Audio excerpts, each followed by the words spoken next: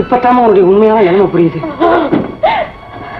ஏமா திகைச்சு நின்னுட்டு கழுத்தில் இருக்கிற தாலியை மறைச்சிடலாம், ஆனா மனசுல உள்ள கஷ்டத்தை மறைக்க முடியாதுமா.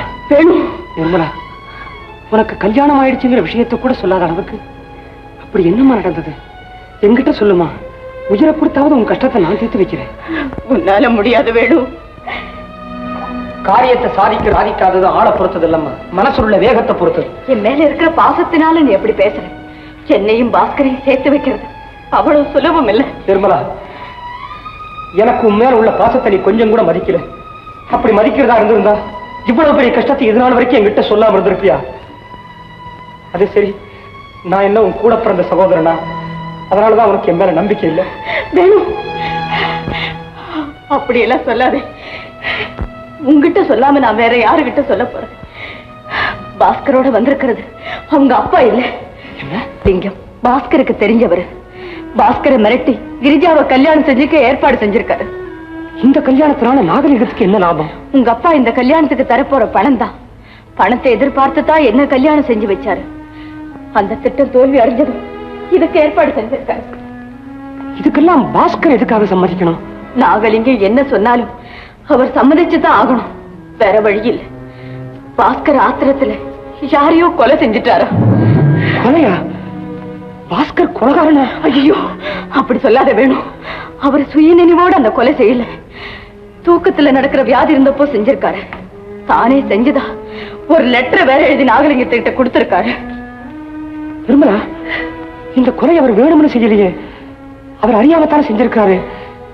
இந்த உண்மையை நம்ம ஏன் உடனே போலீஸுக்கு சொல்லக்கூடாது? பாஸ்கர் சொல்றதை யார் நம்புவாங்க? சட்டம் மனுஷனை நம்புறது இல்லையே வேணும், சந்தர்ப்பங்களை மட்டும்தானே நம்புது. நாகலிங்கத்துக்கிட்ட இருக்கிற லெட்டர் போலீஸுக்கு கிடைச்சா பாஸ்கருக்கு தூக்கு தண்டனை தான் கிடைக்கும். நிர்மலா, பாஸ்கருடைய ஆத்திரத்துக்கு பலியானது யாருமா? நம்ம வாசுவோட அப்பா சிதம்பரம். வாசுவோட அப்பாவா? பாஸ்கரை பத்தி சிதம்பரம் பத்திரிகையில தப்பா எழுதியிருக்காரு. அதுக்காக அவர் மிரட்டி இருக்காரு. அதுக்கப்புறம் தான் இதெல்லாம் நடந்திருக்கு. ஏன் நிர்மலா, நாகரிகத்துக்கிட்ட இருக்கிற அந்த லெட்டர் நம்ம எடுத்துட்டா உனக்கு ஏற்பட்ட கஷ்டத்துக்கெல்லாம் ஒரு முடிவு காணலாம் இல்லையா? ஐயோ, நாகலிங்கம் கல்லெஞ்சுக்காரன், எதுக்கும் அஞ்சாதவன்.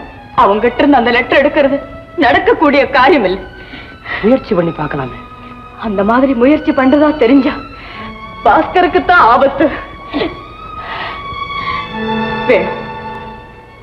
பாஸ்கருக்கும் கிரிஜாவுக்கும் கல்யாணம் நடக்கட்டும். அதுக்கப்புறம் நான் எங்கேயாவது போயிடு. என்னால உன் தங்கையினுடைய வாழ்வுக்கு எந்த ஆபத்தும் வரக்கூடாது.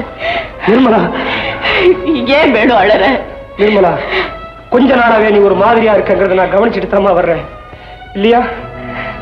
எங்கிட்ட கூட மறைக்கிற அளவுக்கு உனக்கு என்ன அப்படி கஷ்டம்னு நினைச்சுக்கிட்டு நான் ஒரு நாள் தூங்கிட்டு இருந்தேன். நீ நம்ப மாட்டேம்மா, நான் கண்ட கனவை சொன்ன. ஒரு வறண்ட பாலைவனத்தை மத்தியில் நின்றுகிட்டு, ஆண்டவனே இந்த இடத்துல மழை பொழியணும், சாதாரண மழை இல்லை தேன் மழை பொழியுதுன்னு வேண்டிட்டு இருக்கு. உண்மையிலே மழை பெய்ஞ்சதுமா? கனவு பாதிதான் உண்மை, இன்னொரு பாதி வெறும் கனவுங்கய்யா. கனவை நினைவாக்கிட்டா உன்னால முடியாது வேணும். வீண் முயற்சி. இதனால அவர் கஷ்டம் தான் அதிகமாகும். அவருக்கு ஏதாவது ஆபத்து ஏற்பட்டா அதுக்கப்புறம் என்ன நீ உயிரோடு பார்க்க முடியாது. நிர்மலா,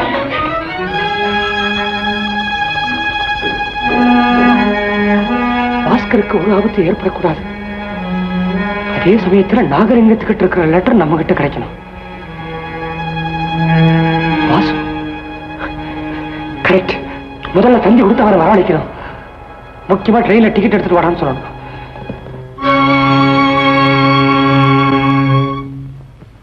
நடந்த தினமும் அவ்வளவுதான்டா.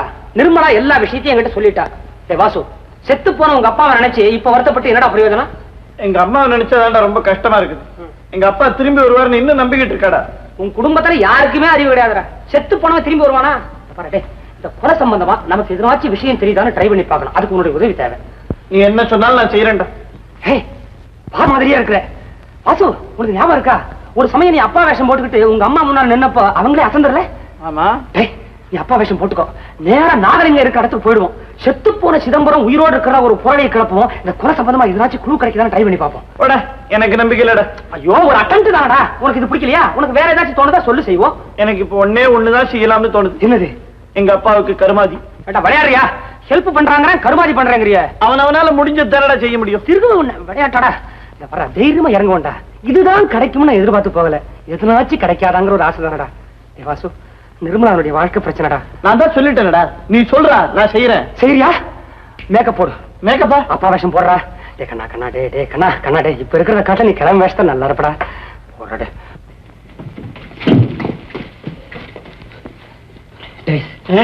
இந்த ஒரு தடவையாவது புத்தாலித்தனமா நடந்துக்கணும். என்னால எப்படிடா முடியும்? முடியாதுதான், இருந்தாலும் முயற்சி பண்ணு. கோட்டை விட்ட கொன்னுடுவாங்க. சின்ன பையன் மாதிரி நடக்காத, பெரிய பெரிய மனுஷன். சிதம்பரம் அதே மாதிரி நடக்கணும். தைரியமா போ, மாடி போ. நீ வாடா.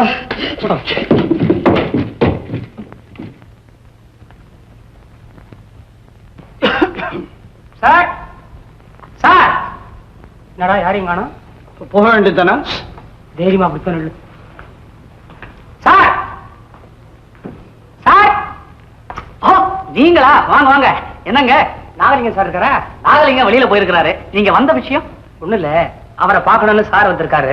இடத்த காமிச்சிட்டு போலான்னு வந்திருக்கேன். சார் யாரோ?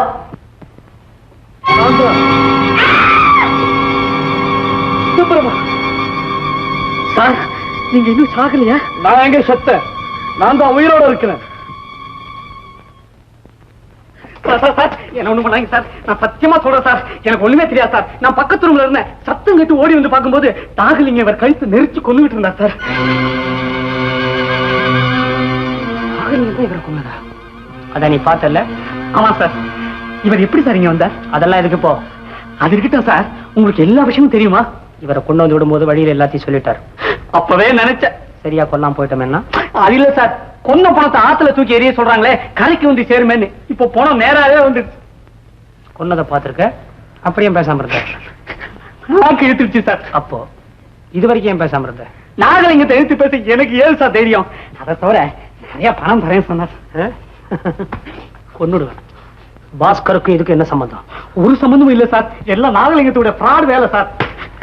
நாகலிங்கத்தோட ஃப்ராட் வேலையா? டேய், அன்னைக்கு நடந்தது நடந்தபடியே சொல்லு. இல்ல நீ சார் சொல்றேன் சார், சொல்றேன் சார். ஆனா என்ன விட்டுருங்க சார். ஏயா, நீ என்ன புடிச்சுக்கிட்டு என்ன விட சொல்றியா? சொல்லியா சார்? அன்னைக்கு நீங்க நாகலிங்கத்தோட பேசிட்டு இருந்தீங்களா? நான் பக்கத்து அறையில இருக்குறீங்கள போட்டோ டெவலப் பண்ணிக்கிட்டு இருந்தேன். அப்போ நீங்க உறக்க பேசுற சத்தம் கேட்டு என்னடான்னு எட்டி பார்த்தேன். அப்போ நாகலிங்கம் ஏன் சும்மா வளவளன்னு பேசிக்கிட்டே இருக்கு? என்கிட்ட நிறைய பணத்தை வாங்கி மோசம் செய்துட்டு அனாவசியமா பேசியே அது உனக்கே நியாயமா இருக்குதா? மோசமா? பிசினஸ்ல லாஸ், அவ்வளவுதான். பத்திரிகை நடத்த பணம் கொடுத்த, பத்திரிகை சரியா நடக்கல, அது ஏன் தப்பா? இப்ப என் பணம் பூரா போயிடுச்சுன்னா நான் என்ன செய்வேன்? என்ன அக்கிரமம் செஞ்சு சம்பாதிச்சியோ அப்படியே போயிருச்சு. என்ன மிரட்டுற? மரியாதை கிட்ட பேசினேன், என்ன செய்வேன் எனக்கே தெரியாது. உனக்கு என்னடா மரியாதை வேண்டிய பையன்? என்ன சொன்னேன்? நாகலிங்கம், நாகலிங்கம், நாகலிங்கம்.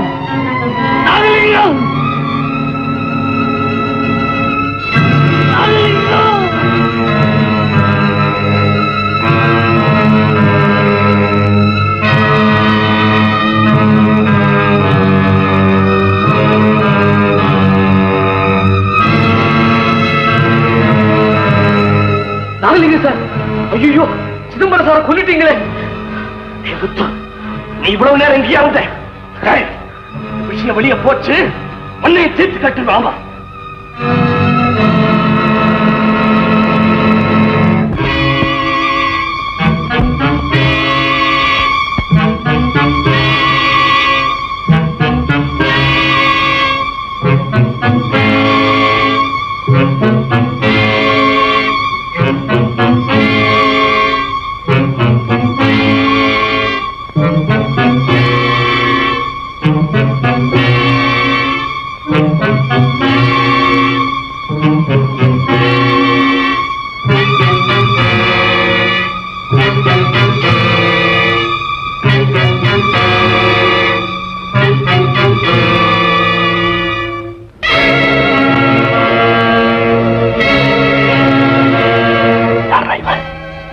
போட்டோகிராஃபர் பாஸ்கர்.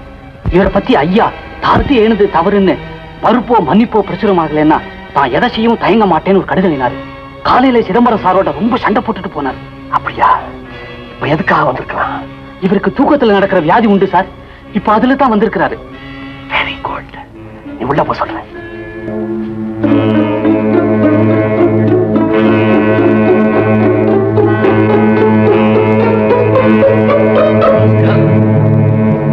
பாஸ்கர், பாஸ்கர், பாஸ்கர், பாஸ்கர், பாஸ்கர், என்ன காரியம் செஞ்ச? அநியாயமா சிதம்பரத்தை கொன்னுட்டிய. நான் எங்க இருக்கிறேன்? சங்கம் பத்திரிகை ஆபீஸ்ல அதனுடைய ஆசிரியர் சிதம்பரத்தை கொலை செய்து நிற்கிறேன். நான் கொலை செய்தேனா? சிதம்பரத்தை கொலை செய்தேனா? இருக்காது சார். நான் சிதம்பரத்தை கொலை செய்கிறேன் சார். நான் சிதம்பரத்தை கொலை செய்கிறேன் சார். சிதம்பரத்தை கொலை செய்கிறேன் சார். பலே, பிரமாதமா நடிக்கிறேன். பாஸ்கர், என் பேர் நாகலிங்கம். சங்கம் பத்திரிகையில நானும் ஒரு பார்ட்னர். சிதம்பரத்துக்கு நீ மிரட்டி எழுதின கடிதத்தை பத்தி எனக்கு தெரியும். இன்னைக்கு காலையில் அவன் கூட நீ சண்டை போட்டது எனக்கு தெரியும்.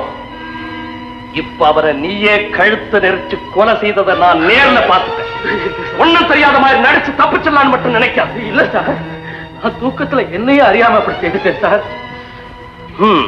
நடந்தது நடந்து போச்சு. உன்னை பார்த்தாலும் நல்லவனா இருக்கிறேன். சரி, இந்த விஷயம் போலீஸ்ல தெரியாம இருக்கிறதுக்கு நான் உதவி செய்யறேன். மறைக்கிறதா? வேண்டாம் சார். நான் போலீஸ் கிட்ட நடந்தபடி சொல்லிடுறேன் சார். தூக்கத்துல அறியாம செய்த காரியத்துக்கு எப்படி சார் தண்டனை கொடுப்பாங்க? முட்டாள்தனமா பேசுறேன். சிதம்பரத்தோட உனக்கு விரோதம் எல்லாருக்கும் தெரியும். இந்த சூழ்நிலையில நீ இதை திட்டமிட்டு செய்ததாக சொல்லுவாங்களே தவிர தூக்கத்துல செய்ததா யாரும் ஒத்துக்க மாட்டாங்க. ஐயோ, இப்ப எனக்கு என்ன சார் செய்யறது? பயப்படாது. இந்த பிணத்தை நான் ஏதாவது ஆத்துல தூக்கி எறிஞ்சிடல. இங்க நடந்தது யாருக்குமே தெரியாது. பேசாம வீட்டுக்கு போ சார். வேற வழியே இல்லை. போ.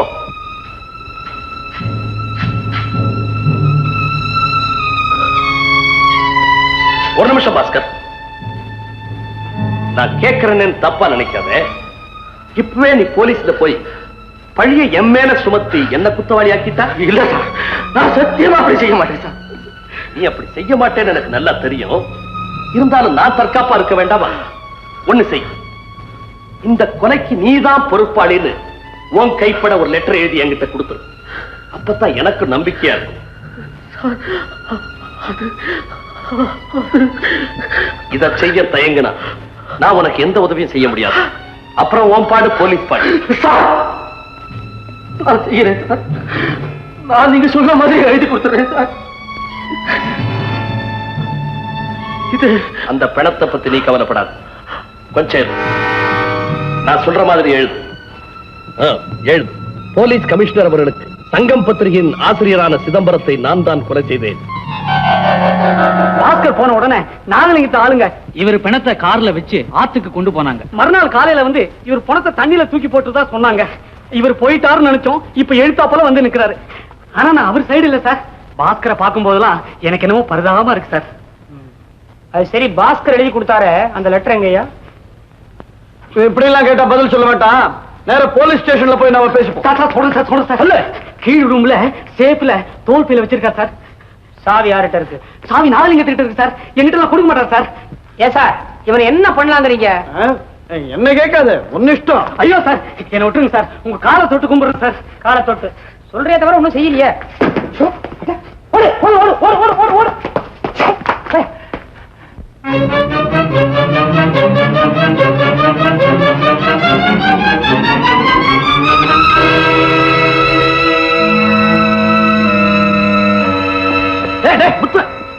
எங்கடா ஓடுற? நல்ல ஆளு சார் நீங்க. என்ன நல்லா வம்புல மாட்டி வச்சீங்க. என்னடா சொல்ற? அந்த சிதம்பரம் செத்து போகல, உயிரோட தான் இருக்கிறார்.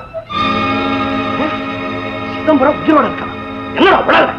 செத்து புட்டாருன்னு ஆத்துல தூக்கி போட சொன்னீங்களா? அவர் சாகல. அந்த பணம் மாடியில தான் இருக்குது. இப்ப பேசுது. முத்து சார், உங்களுக்கு கோடி கும்பிடு. என்ன ஆளா விடுங்க.